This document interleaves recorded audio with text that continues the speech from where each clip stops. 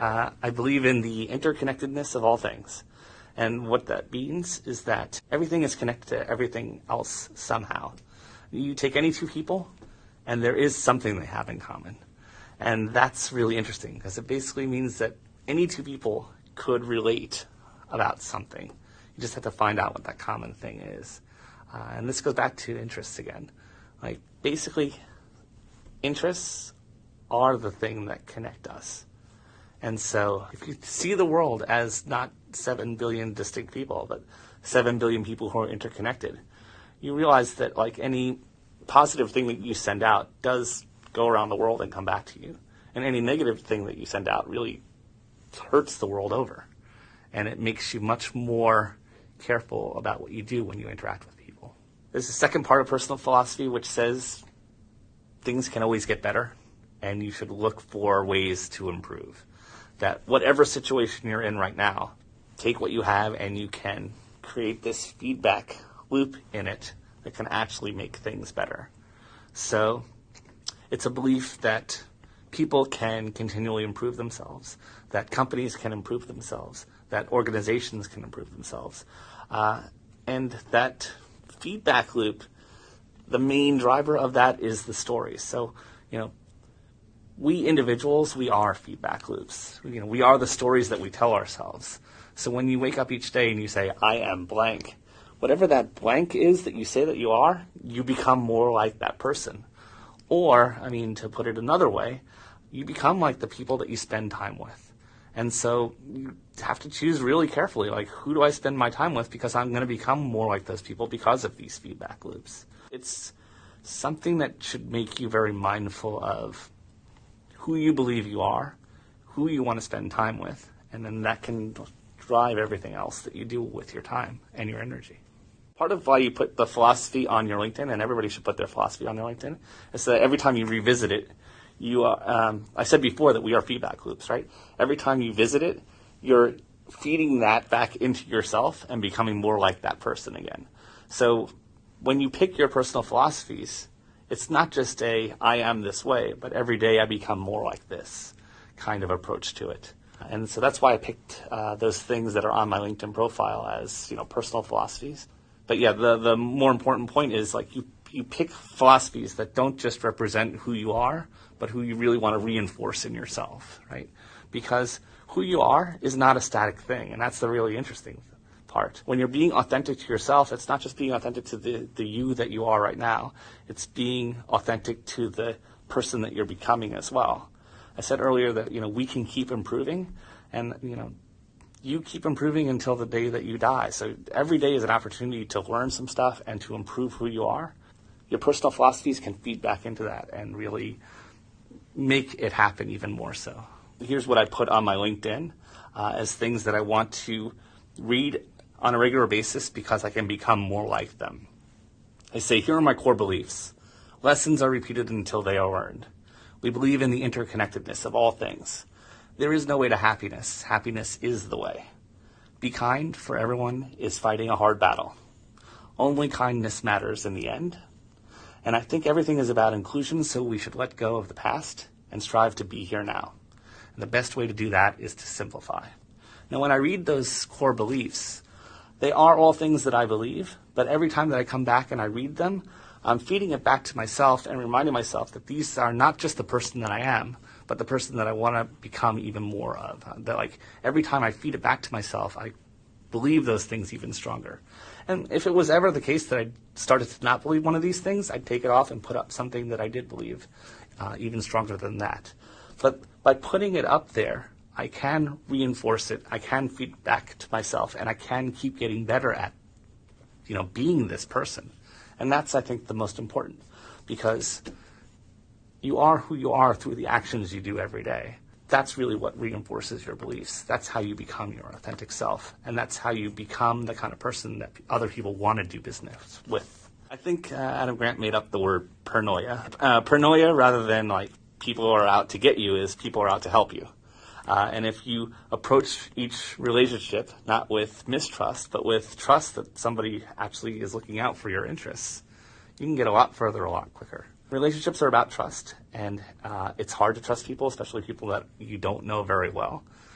But if you approach it with the attitude of, this person could be helpful to me, it allows you to open up more and get to where you might want to go faster. The downside to that is that you do make yourself more vulnerable. You do expose yourself to more potential hurt. But, as we said about being in entrepreneurship, it's not about freedom from pain. It's about putting your dent in the world. It's about making the world different and hopefully better. And it's about things that you are willing to endure pain for. So this goes very much along lines of that. Most people, given the chance, want to do good for others. And that is very eye-opening as an introvert and as somebody who feels very awkward around people. It's very eye-opening to know that most people aren't out to get you. That most people do believe that we have a better society because people do things for each other. Actually, having that worldview helps make that happen more, because when you are open and trusting, people follow that lead. It's not to say that nobody will take advantage. Some people do take advantage, but more often than not, people say, oh, if this person's going to be open and trusting, I'll offer that too. Sometimes people help me and they don't tell me, and it's so much better if you tell the person, because then that way they can give you feedback on what was great and what could be done better. And not only that, but engaging them helps to deepen the relationship. And I think the thing that I keep coming back to is you don't exist alone. You are not just you, but you and a set of relationships. And the deeper you can make some of those relationships, the more fulfilling, the more meaning that you actually can find in your life, both personal and professional.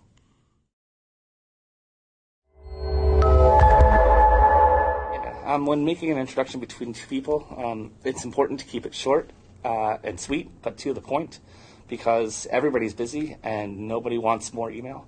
So the email should state a little bit of background about the two people, specifically what unusual thing they might have in common. And then it should offer a sentence of, I'm introducing you because, and then state the reason, and it could be for any number of things. So don't predict that in advance, but make it specific to the people, and then get out of the way. Basically say, this is an introduction, please talk to each other, and then sign it, and then send it off.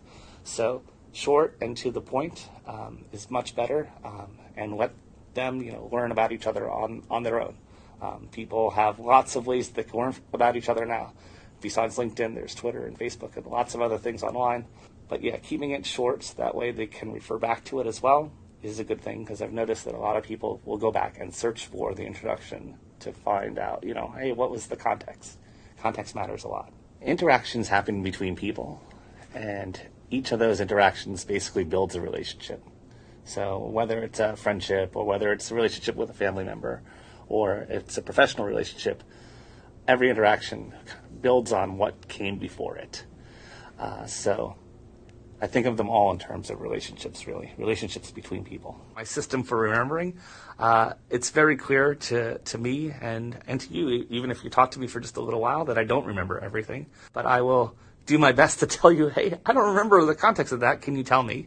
Or, actually looking through your old emails helps a lot. So I try to document what I can in email, and that way I can go back and search for it later on as well. But I wouldn't say that I have a bulletproof system. I think that nobody can remember everything, and the key is to really tell somebody when you don't know. And the person is usually more than willing to tell you, okay, well, this was the context. You can even say, I feel bad about this because, my brain should be, storing more than it's storing, but can you remind me what this is again? I've even had the case where I didn't remember somebody's name and say, I'm really sorry, but I did not remember your name. And I know that we've had some good interactions before, but please, can you tell me your name? And actually presenting it that way, the person will always say, I understand, I've been there before myself, my name is fill in the blank. So I think the key is just when you're drawing a blank, you let the person know you're drawing a blank.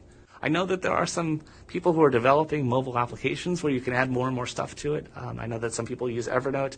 I use an app called Refresh, but there's no perfect system. And so the key is just to let people know when you don't know. I'm not an extrovert.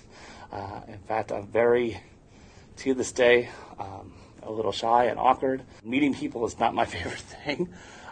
But in my job, which is, I am a startup founder, I meet a lot of people. And so over time, I've really trained myself to do the kinds of things that we associate with extroverts. So an introvert can behave like an extrovert if they're willing to practice. So Adam Grant talks about, he talks about me in terms of values, I think. I actually do make a judgment call when it comes to building a network. I feel like if you go about it the right way, then it's good for everyone. If you go about it the wrong way, then it cuts off opportunities not just for yourself, but for others too. Ultimately, my aim is to affect the value system of networking, because if more people approach networking with more of a giving mentality, with doing of favors for others, with paying it forward, the more, not just the network you're in, but the networks that it's connected to are going to thrive. And I think that it's an important message of the book Give and Take, that you can be a giver and do business well, that you don't have to necessarily look at every business situation as, what's in it for me. And if we get more people thinking about it in terms of that, it's going to make conditions better for all. I would say that all the bad examples of networking that I've seen come down to, I don't have a word for it. Let's call it level jumping, where the person who is doing the networking assumes the relationship is deeper than it is. Because, just like a 2-year-old can't run like a 5-year-old can. It's the same thing as with relationships. When your relationship is very early on, you can't ask for that relationship to run. You can't ask for big things. Relationships are about trust building, and that trust is built little by little over time. I'd say the key thing is basically it's empathy. It's basically be very mindful of the other person and what they're going through, as well as, how much time have you had to interact with them and how much trust have you built with them. I think that all of the sins of networking basically come down to not having that empathy, or not being able to listen to what's the actual level of your relationship and jumping above that level for whatever reason. It is hard when you're fundraising because you do have to ask people for help, but there are good ways to do it. I mean, with fundraising in particular, warm introductions are always better than cold calls, always. And so rather than just try to introduce yourself directly to a person, figure out who you have in common and really make sure that the introduction is set up well, so that you're not just some random person, but you're actually presented as somebody who is known by somebody common to you. I was networking before LinkedIn and Facebook. We still had email, and so we could do some things online. But having LinkedIn and Facebook and even Twitter actually enables us to increase the number of people that we're connected to and can keep in touch with. As well as it's a good accelerator because you can go and read the latest about them on their Facebook or LinkedIn or Twitter. You don't have to start off with chit-chat. You can actually jump right into, hey, I saw that you were working on the following, and I know somebody who could really be helpful to you there. Would you like an introduction? It helps in both maintaining a higher quantity of relationships, but also quality of relationship, because rather than lots of chit-chat, you can focus on the things that you have in common. I think of a network kind of like I think of a garden, where you cultivate it little by little, you plant seeds, you give some attention, you weed out the parts that aren't working, you add water, and you tend to it, and you cultivate it, and over time, all those little actions really add up to a wonderful garden. So I think about it as something that you tend to every day. A network is basically a set of people and the connections between those people. Some of the connections are really strong because you've known each other for a while and you have a deep trust. Most of the connections are very weak. They're an acquaintance that you met once, or maybe not even at all. You just have talked to them online. But there's a third type of tie, and Adam Grant, the Wharton professor, really talks about this one a lot because there's a lot of strength in this one. It's dormant ties. And dormant ties are people that you used to have a deep relationship with, but because a lot of time has passed, you haven't really stayed in touch with them. And so as a result, some of that trust has dissipated, and maybe some of your understanding of them has dissipated. But the nice thing is that connection hasn't gone away. It just is lying in a dormant state.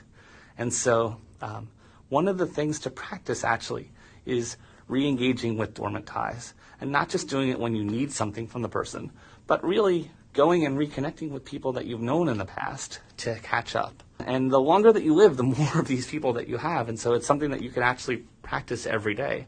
And I try to make a habit of it, of every day, at least one person who I haven't talked to in a few years, I try to reconnect with. And sometimes I reconnect with them on Facebook. Sometimes it'll be by email. Sometimes I'll call them. It really depends on the nature of my relationship with the person. But just because I haven't talked to them for years doesn't mean that we can't go back and rekindle that relationship and actually strengthen it at that point. And your dormant ties, I mean, there's more of them than you think, because, you know, everybody did go to school and everybody does have a work past. All those people are somewhere doing something right now, and I'm sure some of them could actually use your help. And so one of the good ways to re-engage with somebody, if you haven't talked with them for a while, is just to say, hey, I was thinking of you, and I was wondering if there was anything I could do for you. That actually opens up the conversation in almost every case. And sometimes I'm surprised at how much I am able to help people who otherwise would never have reached out to me.